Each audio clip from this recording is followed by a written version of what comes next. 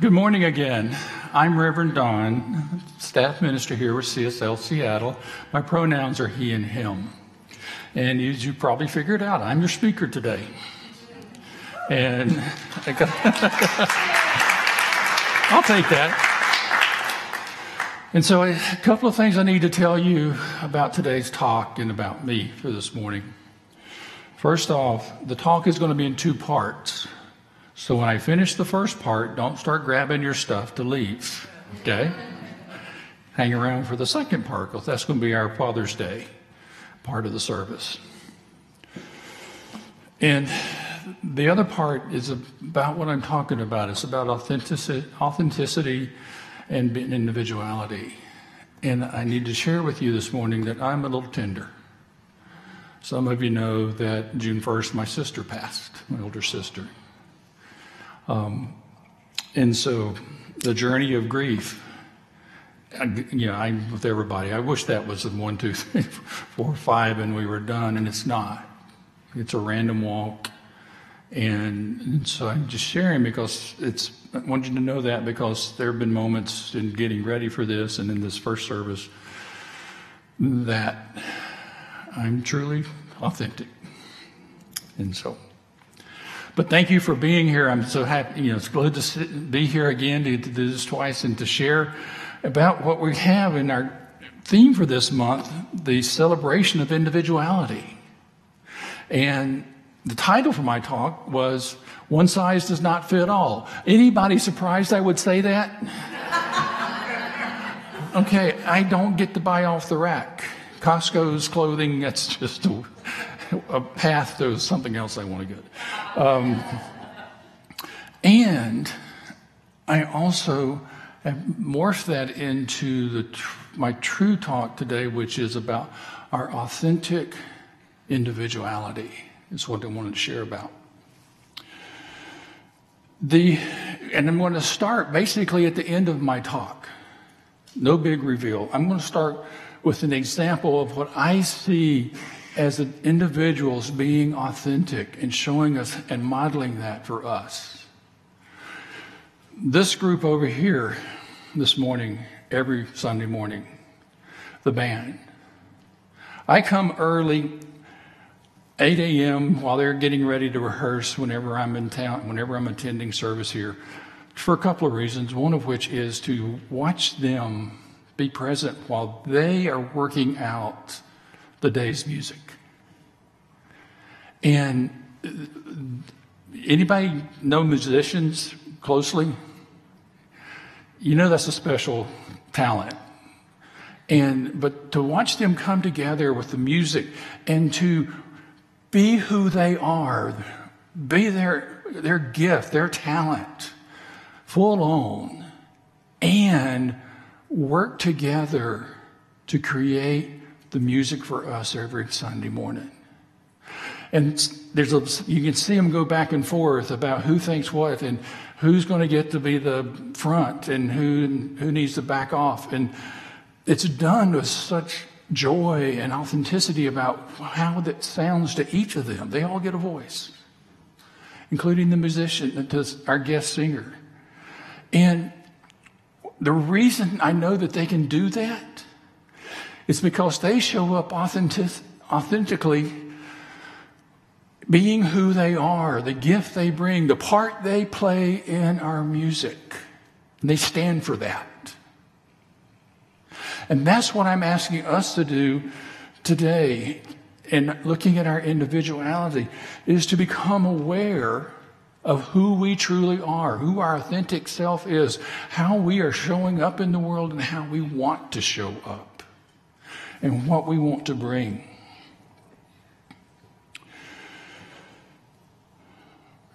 And so in doing that, I want to recognize a couple of things. One is the challenges that we face in being authentic. And the other is how we can move beyond those challenges and actually use them sometimes to support us being more authentic in our lives. So in exploring our individuality, like I said, the theme for the month is celebrating our individuality. This is week 3.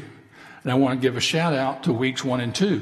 First off, Reverend James shared about how we evolve our holy self. And he gave us some guide points along the way. It's available online. If you missed it, I highly encourage it if you're looking for a little help in this path. Last week, we had Reverend Abigail bring forth something she's gifted with, the sacred rebel within us. Anybody surprised besides me? Okay, yeah, Abigail. Each of those, and she had ideas for us how to get in touch with that authentic self. So I'm not going to do that part. I want us to look at why and how we can really be in that place. So here's some of the challenges. One, what's our culture set us up for? Who are the individuals, the authentic individuals, sort of? Well, we got superheroes. I haven't, am getting older, jumping the curb, much less a building. Not really in my wheelhouse. We have the old image of the cowboy on the range, the rugged individualist, or the cowgirl kicking the cowboy's butt or whatever. But we have those images from a lot of places. And the most recent one I've come aware of is the idea of influencers. They're helping us to be individual. Just think about that one for a minute. And so we have cultural challenges that are going on around us. And we also have our genetics and the human history, the human consciousness that we are gifted with, born into, that goes way back. So in the genetic side of it, look around. We don't look like each other. Even twins can tell themselves apart. So we're all unique physical expressions of spirit. The other is, in our long history of humanity, we kind of started with the tribal thing. Tribes were safety. Tribes allowed us to survive because we weren't very fast, we weren't very strong, we didn't have claws or sharp teeth, and typically we were probably outnumbered a lot. And so we learned that in this tribal arrangement we could be safe. What else we learned in the tribal arrangement was that the individual, the person kind of pushing the envelope, got the seat on the outside of the edge of the tribe, the high-risk spot, or kicked out entirely. Individual was not necessarily rewarded in a tribal consciousness where there was safety in numbers. That's in our genetics, in our history. We've learned some things that help keep us alive should we go back to that time. But those things can also help us today as we become aware of them and want to shift our idea of our individuality and authenticity. And that's the good news. The good news is we can do that. And and the reason I know this is what we teach. And I want to share two of our what we believes. The what we believes are a list of 11 statements that talk about what Centers for Spiritual Living have as our core beliefs. And the first two apply to our individuality. Our first core belief is there is one source, one life, one consciousness, one mind that is the source and creator of all that is. Each of us in this room has come from that creative source. All of mankind, all of this universe is from that source. The second statement of what we believe is that each of us is a unique, individualized expression of that source. We all, not only were we created by it, but Spirit said, let's bring you into this world. The world needs a you, each of us.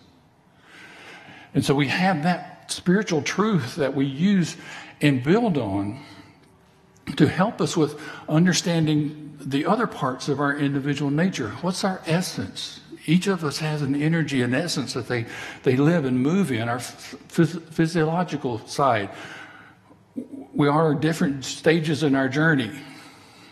Like I said, I don't jump as high as I used to, but there's some things I do better than I used to. You know, life is a journey. We evolve, we adapt, we move. And again, it shows that one size does not fit all, because we are all so unique by birthright, by creative right.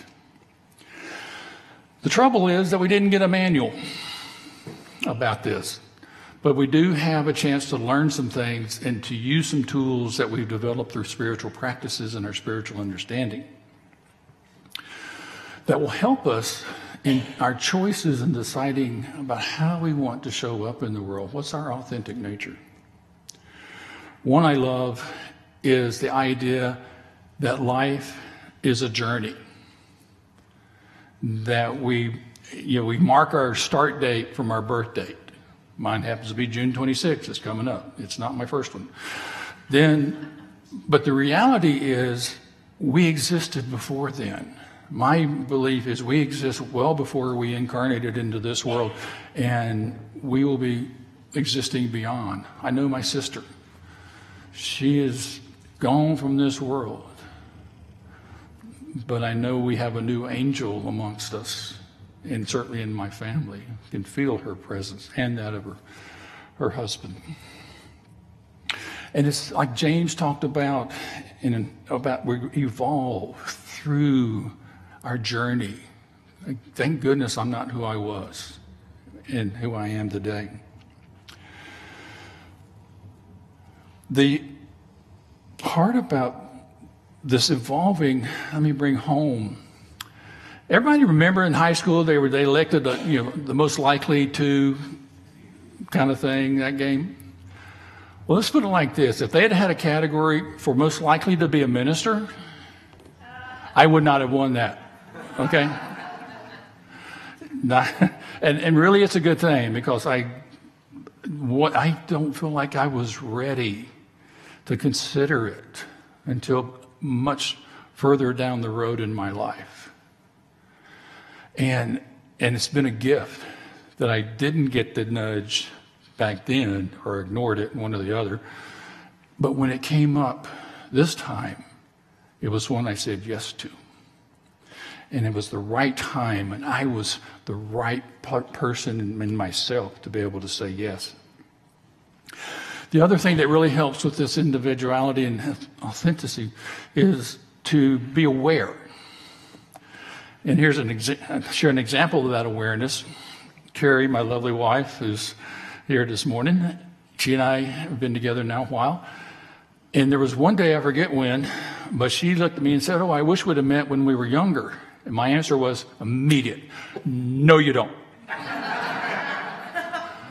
And she agreed with me eventually that, well, you did.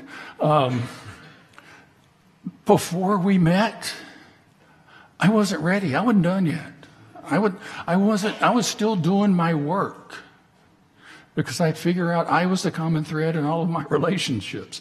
I was doing my work to understand who I was so that I could become who I wanted to be. And I did the work that was necessary so that when we met and came together, we could create a relationship like the one we have now. So so by knowing that this is a journey and then staying aware of what's happening on the journey, it's allowed me to evolve and to grow and to shift so that I stand up here truly who I am. And that's my invitation to all of us.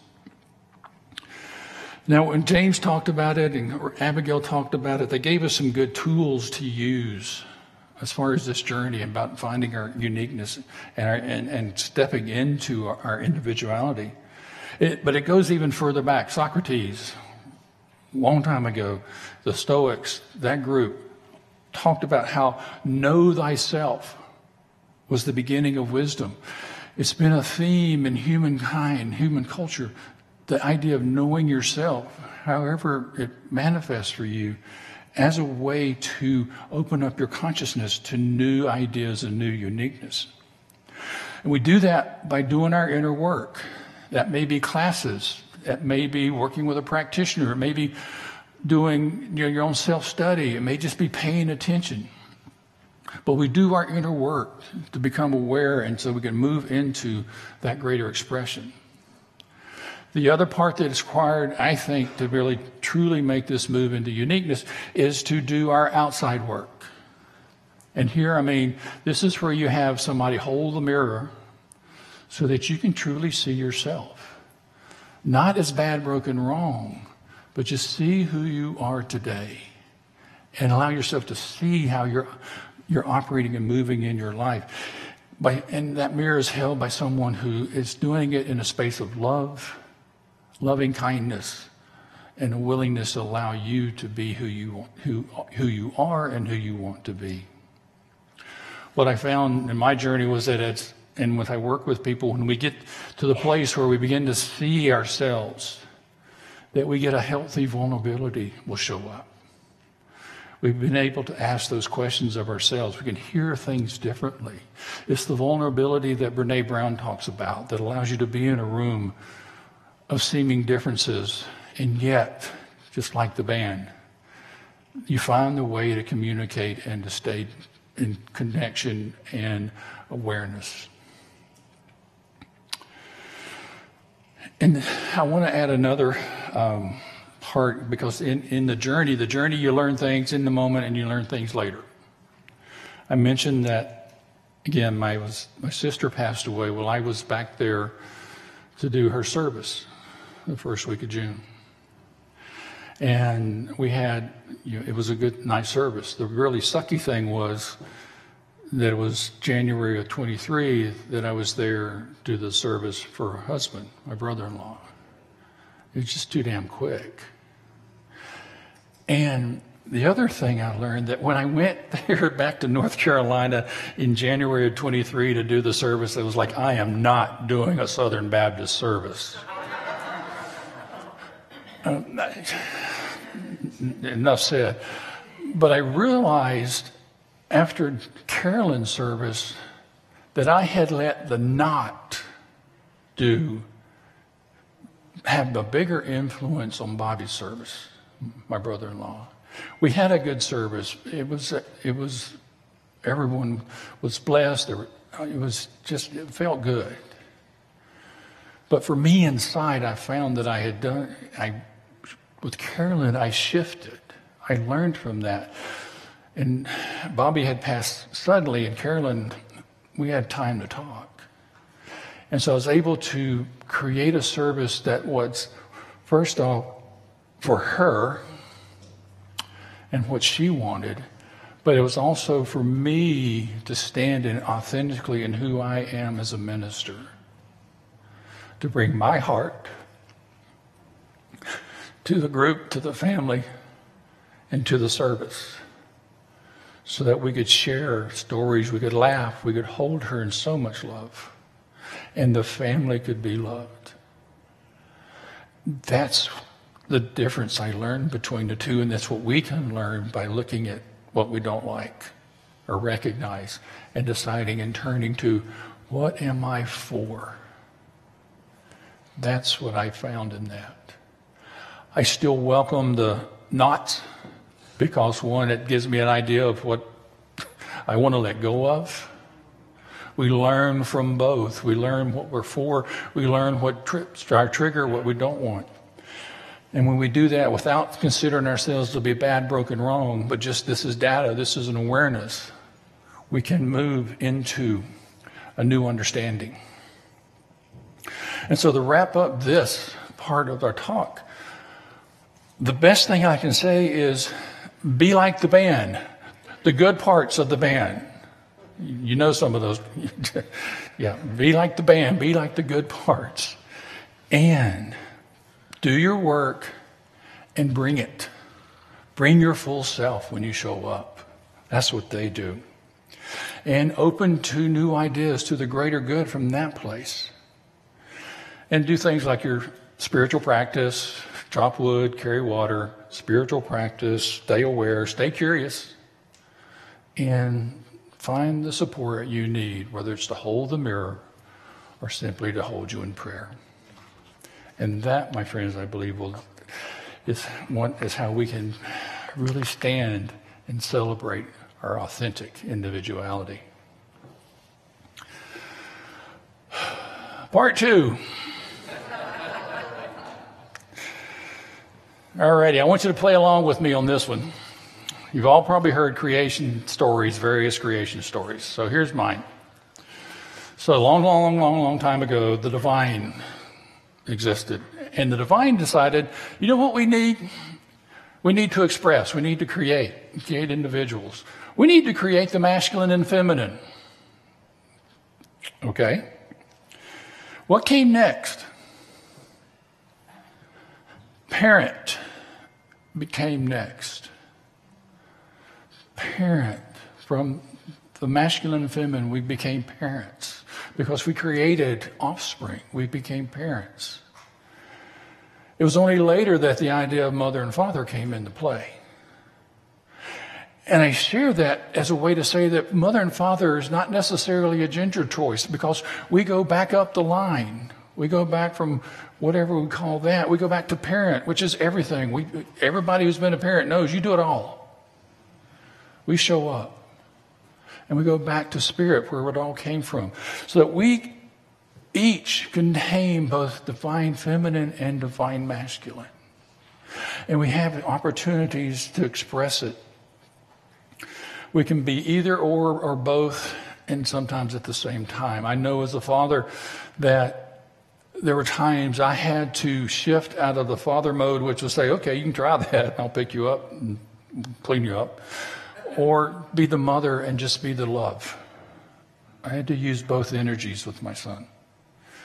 And I know in this room from prior Father's Day's talks, that there are many of you have done the same thing in your families, to be not your assigned role, but to be the father or to be the mother, and to love your own child or to love somebody else's child. And I think that's what's so beautiful about human, how we can take and be parent to other kids.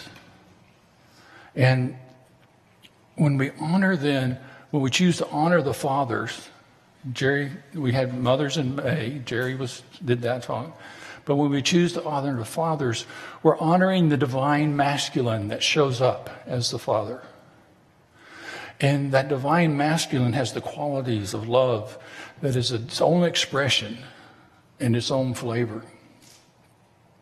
So those of you that have been a father are free to raise your hand, put a hand on your heart, and just take a deep breath with us. As all of us in this room just bless all of the fathers, all those who have fathered that are in this room and online. Join us in doing that. For we need the father as much as we need the mother. And calling forth this energy blesses our world. And that's how I want to wrap up this part. I want to invite you to join me in bringing more of the divine masculine into this world. Some of you know that I do the men's circle here for our community. And it came about, I think it's over 10 years ago or longer, I forget.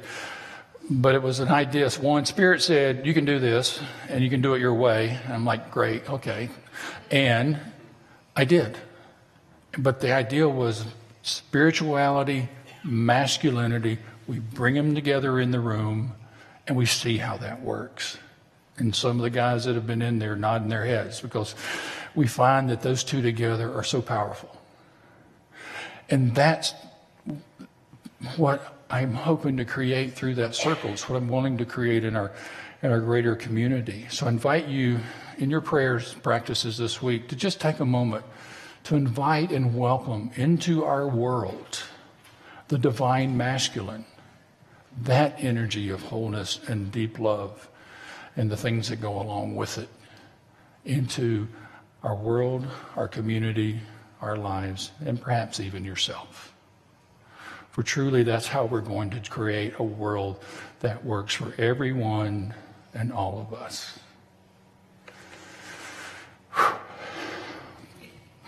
Thank you. And let's pray.